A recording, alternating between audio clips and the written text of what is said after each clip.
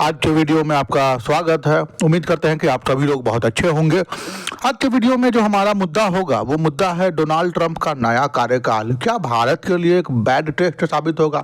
जी हाँ, हम ऐसा इसलिए बोल रहे हैं क्योंकि आप सभी लोग को जानते होंगे कि डोनाल्ड ट्रंप अमेरिका के राष्ट्रपति चुने गए हैं और उनकी जो नीतियाँ हैं और जो उनका तेवर है शपथ ग्रहण समारोह का जो आप दौर देखे होइएगा, उसमें एक बात को आप नोटिस किए होइएगा कि बहुत कुछ बदला विदेश नीति हो या भारत के प्रति उनका रुझान हो, सभी चीज़ों में बदलाव देखने के लिए मिला है। तो ठीक है, आगे चर्चा करते हैं और समझने का प्रयास करते हैं कि आखिर ये क्यों बोला जा रहा है। देखिए, सबसे बड़ी बात यह है कि राष्ट्रपति ट्रंप की एक नई पारी सारी दुनिया के लिए एक चिंता और असमंजस का सबब बन चुका है, क्योंकि देखिए उनका जो नज़रिया है यूरोप को लेकर थोड़ा अलग है, चाइना को लेकर अलग है। चाइना की तरफ हालांकि उनका झुकाव ज़्यादा है, इस पर हम आगे के वीडियो में भी चर्चा करेंगे। फिलहाल हम अपने भारत के संदर्भ में समझते हैं और दुनिया के हिसाब से भी चीज़ों को समझने का प्रयास करते हैं। तो राष्ट्रपति ट्रंप जो है नया पारी शुरू कर रहे हैं और इससे दुनिया जो है थोड़ी बहुत कन्फ्यूजन में है। दुनिया में उठापटक की स्थिति होने की संभावना सबको लग रही है, क्योंकि ट्रंप की जो नीति है वो अमेरिका फर्स्ट की नीति है और उस पर वो फोकस करते हैं और तमाम चुनावी रैली एकदम भाषणों में वो इसका जिक्र करते हुए आए हैं। क्या भारत समेत दुनिया के तमाम देश इस नीति से प्रभावित होंगे? हमारा प्रश्न तो यही होना चाहिए और आम जनमानस के मन में भी यही सवाल होगा। तो समझते हैं कि क्या और क्या हो सकता है, हर पहलू को विस्तारपूर्वक देखने का प्रयास करते हैं। जैसे देखिए, ट्रंप हमेशा अपने भाषणों में इस बात का जिक्र करते आए हैं कि अमेरिका फर्स्ट की नीति है। अब समझते हैं कि अमेरिका फर्स्ट की नीति है क्या। अमेरिका फर्स्ट राष्ट्रपति ट्रंप की मुख्य एवं घोषित नीतियों में से सबसे ऊपर की नीति है, सबसे ऊपरी नीति है। हर रैली और भाषण के दौरान वो इस पर जोर दे चुके हैं। इस तरह उनके केंद्र में सबसे ऊपर अमेरिका ही होगा। मतलब जब जैसे महाशक्ति 5 है पूरे दुनिया में जिनके पास वीटो पावर है, उनमें अमेरिका सर्वप्रथम है और सबसे ऊपर है, संपन्न में से एक है। तो कहने का मतलब है कि उनकी जिम्मेदारी दुनिया के तमाम व्यापार, रक्षा, तकनीक, वायु, वातावरण, हर चीज़ से जुड़ा होता है। लेकिन यहाँ पर उनका जो ध्यान होगा दुनिया से ज़्यादा अपने देश पर होगा, मतलब अमेरिका और सिर्फ अमेरिका। अपने भाषण में कितनी दफ़ा बोल चुके हैं मेक अमेरिका ग्रेट, यानी कि मागा। मेक अमेरिका ग्रेट मतलब मागा। मागा वो बोलते हैं ऐसा कुछ, ठीक है, मेक अमेरिका ग्रेट मागा, मेक अमेरिका ग्रेट, ऐसा हमेशा वो बोल चुके हैं। उनके प्रमुख उद्देश्य अमेरिका को फिर से ग्रेट बनाना है। उनका सारा जो कोशिश है, जो फोकस है, वो इस बात पर है कि अमेरिका जो है, जो पहले वाली अमेरिका की विरासत थी, सभ्यता थी, जो गौरव था, जो स्थान था, जो विकास की क्रिया थी, जो भी चीज़ थी, जो पटल था, वो फिर से नया आयाम उनको स्थापित करना है। ध्यान देने वाली बात ये रहेगी कि अमेरिका और भारत दुनिया के दो बड़े ट्रेडिंग पार्टनर हैं। हम अपने भारत के संदर्भ में भी समझने का प्रयास करते हैं कि आखिर क्या हमको चिंतित होने की ज़रूरत है, क्या हमारे ऊपर भी कुछ प्रतिबंध या हमारे ऊपर भी उसका कोई असर आएगा इनकी नीतियों का। तो बिल्कुल जानने का प्रयास करते हैं। हमको सबसे पहले बात पता है कि भारत और अमेरिका क्या है, बहुत बड़े ट्रेडिंग पार्टनर हैं।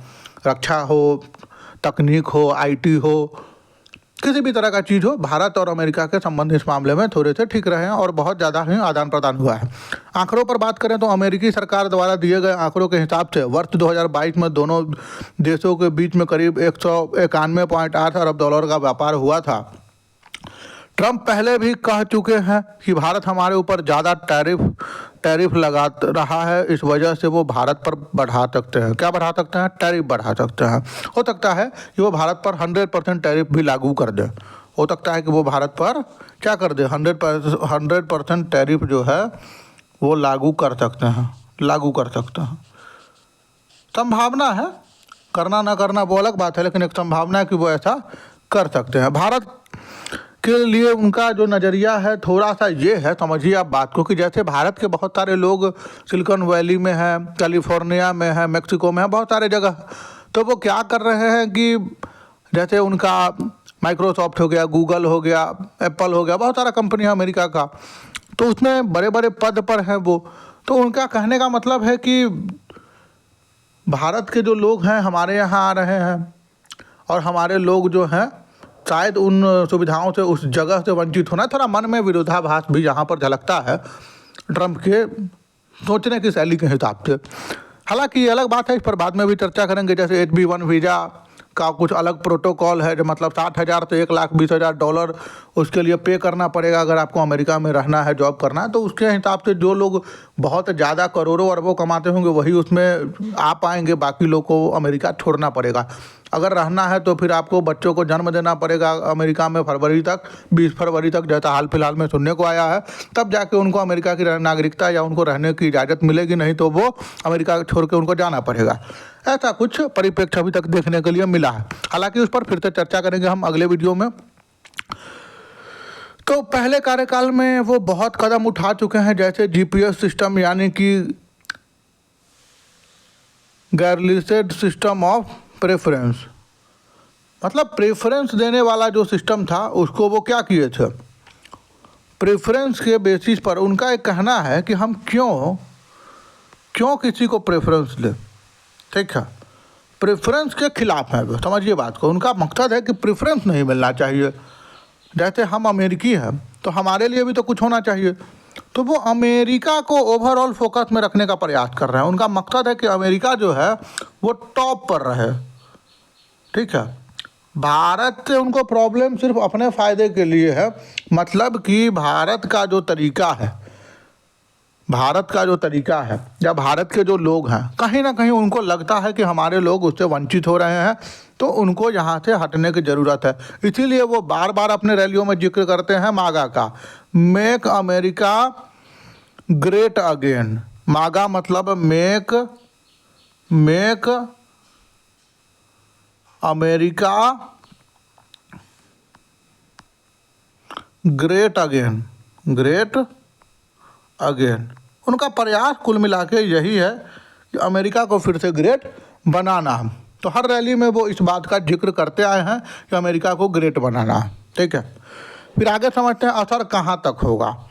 जैसे देखिए, असर को समझने के लिए आपको एक बात समझना पड़ेगा कि जैसे आप देख पा रहे होइएगा कि अगर असर की बात करें तो रुपया है यहाँ और डॉलर का जिक्र करें, और रुपया और डॉलर में अगर हम मुकाबला करने बैठे तो इस बात को समझिए आप गौर से कि आपका जो रुपया है, ठीक है, और डॉलर है, तो इनके कुछ व्यापार प्रतिबंध लगाने के वजह से, व्यापार पे टैरिफ बढ़ाने की वजह से हो सकता है कि जो रुपया का लेवल है वो गिरना शुरू हो जाए। और आपको एक बात बता देते हैं कि ट्रंप जब कार्यकाल में आए हैं दोबारा, तो क्रिप्टो करेंसी और जो डिजिटल करेंसी है उस पर बहुत ज़्यादा बढ़त मिली है और मिलेगी भी। तो कुल मिला के बात ये है कि रुपया जो है हो सकता है कि गिरे और डॉलर बढ़ना शुरू कर दे।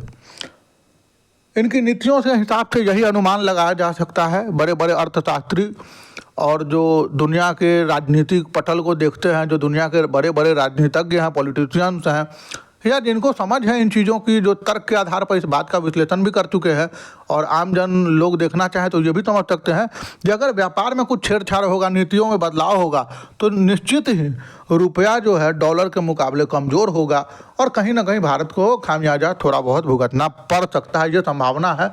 हालांकि ये वास्तविकता में सत्य होगा या नहीं होगा ये तो भविष्य के गर्भ में है, ठीक है। तो चलिए देखते हैं, अगले पॉइंट को समझते हैं। ब्रिक्स पर तल्ख तेवर। आपको पता होगा ब्रिक्स एक सम्मेलन है जिसमें भारत भी उसका हिस्सा रहता है। तो उनका थोड़ा सा जो रवैया है ब्रिक्स को लेकर वो थोड़ा तल्ख है। मतलब ब्रिक्स को लेकर जैसे रूस भारत के प्रति उनका जो नज़रिया है, मतलब रूस से हालांकि अमेरिका की उतनी बनती नहीं है, पावर कोलिजन है, लगता है हम बड़े हैं तो हम बड़े हैं। हालांकि आर्थिक रूप से देखा जाए तो अमेरिका बहुत ज़्यादा मजबूत है रूस से, लेकिन अगर सैन्य रूप से देखा जाए तो कहीं ना कहीं रूस ही मजबूत दिखता है एक तरह से अमेरिका के सामने। हथियारों के मामले में भी अगर देखा जाए तो कुछ चीज़ में अमेरिका सही है, कुछ चीज़ में रूस भी सही है, ठीक है। तो इन तमाम चीज़ों को अगर देखें तो उनका एक नज़रिया फिक्स है कि ब्रिक्स पर उनका तेवर तल्ख रह सकता है, जिसकी वजह से कुछ ना कुछ उथल पुथल होगी दुनिया भर में जो ब्रिक्स में जुड़े देश हैं उन पर। ईरान और रसिया पर प्रतिबंध, रूस पर प्रतिबंध लगाने के प्रति उनकी मानसिकता जाहिर हो सकती है, जिसकी वजह से हो सकता है कि पूरे दुनिया में एक अलग तरह की होड़ मच जाए चीज़ों को समझने की। फिर आपका अंतिम पॉइंट देखिए, H-1B वीज़ा, इमिग्रेशन और नागरिकता। इस पर एक हम अलग से वीडियो आपको भविष्य में बनाकर देंगे। अगले वीडियो में आपको पूरा हम समझाएंगे कि H-1B वीज़ा है क्या और उसके पीछे का प्रोसेस क्या होता है। फिलहाल इतना ही समझिए कि इस वीज़ा के तहत वो ये दिखाना चाहते हैं कि जिनकी भी आय अगर $60,000 से ज़्यादा है, ठीक है, $60,000 से ज़्यादा है या फिर $1,20,000 आय की बात नहीं कहेंगे। उनका कहना है कि इतना आपको इस वीज़ा के लिए H-1B वीज़ा के लिए पे करना पड़ सकता है। उनका मुख्य यही मकसद है कि H-1B वीज़ा के लिए आपको इतना पे करना पड़ सकता है। तो जाहिर सी बात है कि इतने बड़ी राशि को हर आम आदमी जो अमेरिका में मान लीजिए कोई छोटा मोटा जॉब कर रहा होगा तो या कोई स्टूडेंट होगा, स्टूडेंट लेवल का कोई जॉब कर रहा होगा तो उसके बस का ये बिल्कुल भी नहीं है, वो नहीं कर पाएगा, फुल नहीं कर पाएगा। तो इस वजह से क्या है कि जो बड़े पद पर हैं, जो बहुत अच्छे रसूख में हैं, अच्छा पैसा कमा रहे हैं या किसी का बिजनेस है या बड़े पद पर, जैसे नाम लेने में आपको गूगल के CEO हो गए, माइक्रोसॉफ्ट के CEO हो गए, तो ऐसे तमाम लोग हैं। तो ऐसे केस में ये संभावना है कि वो लोग को तो दिक्कत नहीं होगा जो बड़े लेवल पे होंगे, लेकिन जो छोटे मोटे पद पर होंगे हो सकता है कि उनके लिए समस्या खड़ी हो। अगर उससे बचना है तो क्या है कि उनके जो बच्चे हैं उनका जन्म, बच्चों का जो जन्म है उनका, वो अमेरिका में होना चाहिए। इसलिए हाल फिलहाल में आप लोग न्यूज़ में भी देखे होइएगा कि सभी लोग 20 फरवरी आने वाला है, 20 फरवरी के बाद ये नियम लागू करने की संभावना है या हो सकता है कि प्रतिबंध और तगड़ा हो जाए। तो इसके लिए लोग क्या कर रहे हैं कि प्री डिलीवरी करवा रहे हैं। महिलाएं जो हैं वो प्री डिलीवरी करा रही हैं ताकि बच्चों के जन्म के बाद उनकी नागरिकता वहाँ की मिल जाए और वहाँ वो रह सके और तमाम तरह के चीज़ों से, पाबंदियों से बच सके। तो कुल मिला के बात यही है कि ट्रंप के आने से कहीं ना कहीं भारत के लिए भी एक चुनौती का सबब है और हो सकता है कि आने वाले समय में थोड़ा बहुत कठिनाई का सामना करे, क्योंकि चाइना के प्रति ट्रंप का झुकाव कभी कभी ये दर्शाता है कि भारत के प्रति उनकी नीतियाँ थोड़ी भिन्न हो सकती है। और समझने वाली बात है कि कहीं ना कहीं इसका प्रभाव जो है भारत के आर्थिक, विदेश और मौद्रिक नीति, रक्षा नीति, तमाम चीज़ों पर पड़ सकती है। तो उम्मीद करते हैं कि ये वीडियो आपको बहुत पसंद आया होगा। कमेंट करके, वीडियो के कमेंट सेक्शन में कमेंट करके हमें अपने सुझाव दें, फीडबैक दें और कोई अलग टॉपिक पे वीडियो चाहते हैं तो वो भी साझा करें और ज़्यादा से ज़्यादा हमारे चैनल को शेयर करें, सब्सक्राइब करें, लाइक करें, फॉरवर्ड करें। तब तक के लिए धन्यवाद।